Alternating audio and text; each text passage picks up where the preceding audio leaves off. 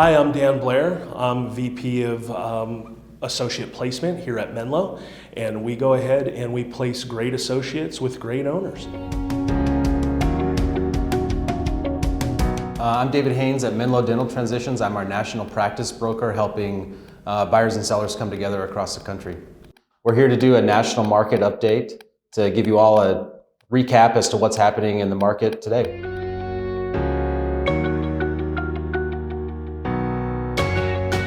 So currently the dental market right now, obviously with COVID and with coming back from COVID, things have been a little bit challenging. However, we do see some good movement in the market right now, and this is nationwide, depending upon where you are in the state, what that looks like for your organization. We see a lot of movement with a lot of different candidates. Now, when we're looking to go ahead and with the candidates that are currently out there right now, we've seen a shift. We've seen where a lot of the owners were kind of testing the waters at first, in which they were looking to go ahead and maybe open up a position for 1 to 2 days, kind of seeing if that might go ahead and work for their business. And now we've seen a shift where we're seeing more and more full-time opportunities. We have a lot of good associates that are out there right now currently looking.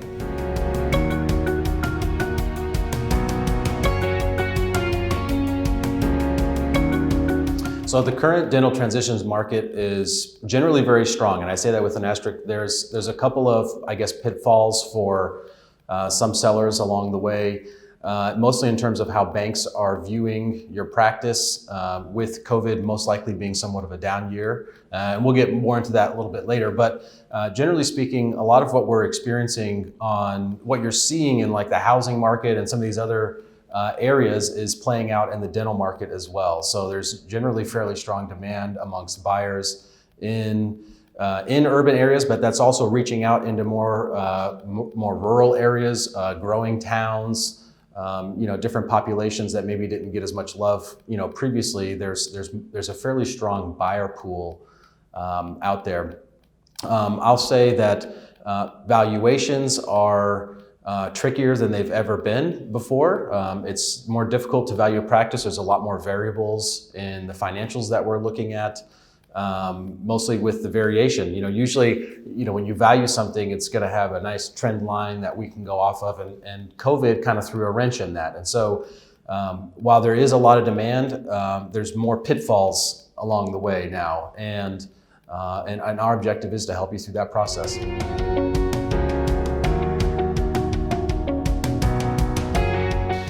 So I think that when we talk about expanding your practice, I think that there's a couple of different opportunities that we look at. One, with an owner, expanding a practice could go ahead and mean that I have owners that have been practicing for 20 years and they're looking to get their first associate. Now they're expanding their business because they want to go ahead and they want to step back.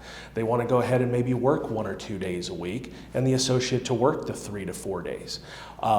Expanding your office can go ahead and mean that you're looking to go ahead and add an associate because you have too much business, you have too many patients that are coming in. There are a few things that you want to go ahead and that you want to take a look at when you are looking to expand your practice. More traditionally, you want to take a look at, are you at capacity? What does that mean? Are you open 5 days a week? Do you have alternating hours for patients that are coming in early or coming in late? What does that look like from the expectation of new patients coming in?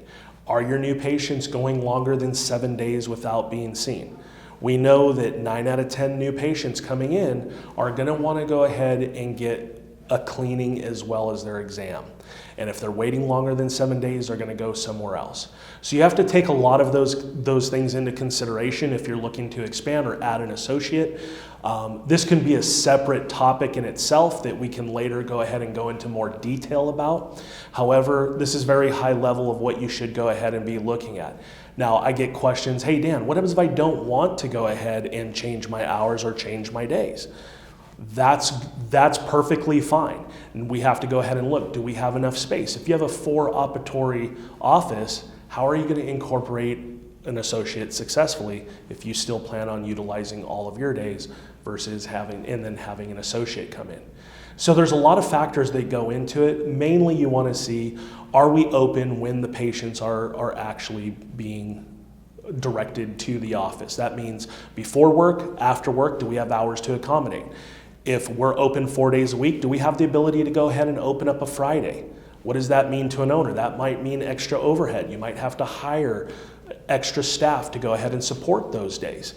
As you know, if you have a team that has not worked Fridays and they want it, and you are now looking to open up Fridays, if they don't believe in what you're doing currently, the schedules aren't going to go ahead and be profitable. So you want to make sure that your staff is on board, engage them as well of what your thoughts are as you go ahead and look to expand your practice as well.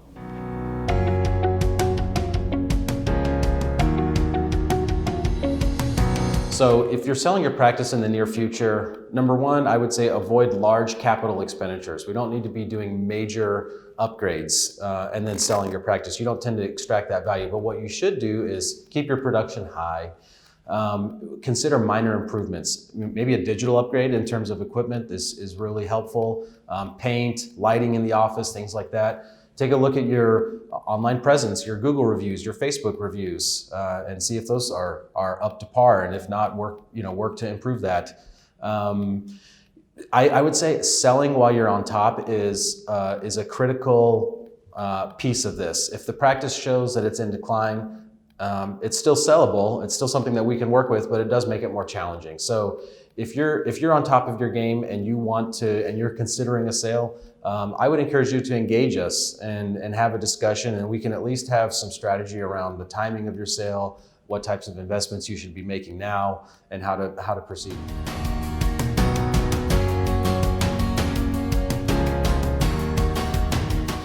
So with dental associates, we're kind of seeing the gamut of different, with COVID, we've had some new grads that haven't been exposed to certain procedures or haven't had the same amount of time dedicated to maybe an associate coming out of residency or some of our more experienced residents.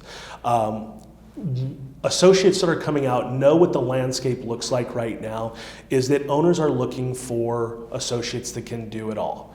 You got to be comfortable with bread and butter dentistry, restorative dentistry. You want to be comfortable with comprehensive treatment planning. You want to have some kind of skill set in oral surgery, endo. If you place implants, great. If you are looking to go ahead and further your skill set, implants is a great way to go ahead and go. If you can at least restore, there's a lot of great owners out there that can help you through your skill set and getting that done. But if you're really looking to be marketable in this over the next 6 months, definitely you want to have a variety of skill set.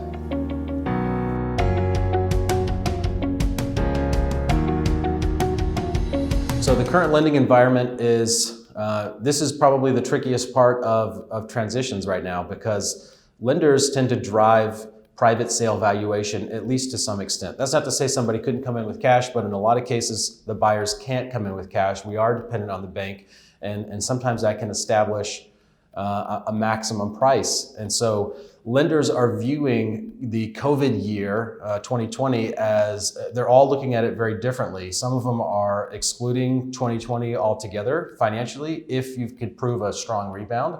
Other people are including PPP and grant income that you received while keeping and underwriting to those financials. Banks have historically looked at 2 to 3 years of historical financials, and they like seeing those nice consistent trends when they make a loan to a new buyer. So having 2020 as potentially down year, they don't really like that. It makes them more cautious with some buyers and in some cases. So our job, my job as a practice broker, is to make sure that we're presenting the practice in a fair but positive light, that we're adding context to your rebound, to why some of the declines that you had. But generally speaking, banks are eager for the dental product, and they're competing from a rate standpoint for that product. They want these loans. Who knows what will happen with inflation or involvement with the U.S. government in terms of where rates stand currently. It's possible that we see some increase in rates, but for the most part, most buyers can afford maybe some increase in rates and still be fine. But generally speaking, right now it's very competitive.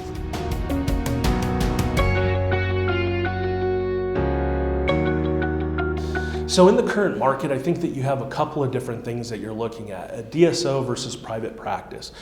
A DSO is generally, there's a lot of great DSOs that are out there. There's also a lot of great private practices that are out there.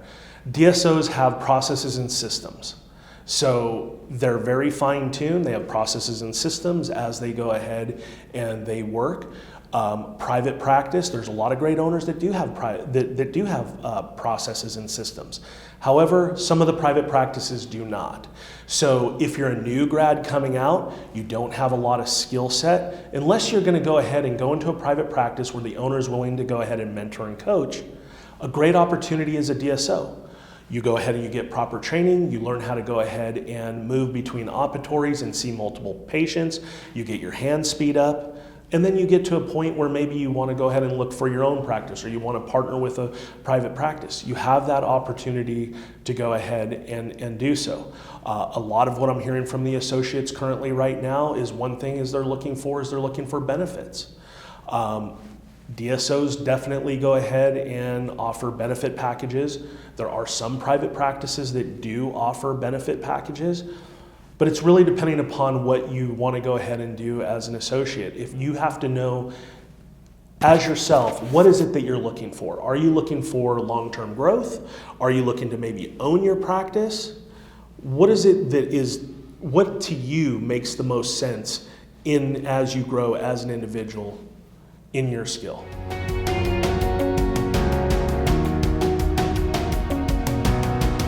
There are many pitfalls along the way, whether you're looking for an associate or looking to sell your practice. Dan and I work hand in hand with these things.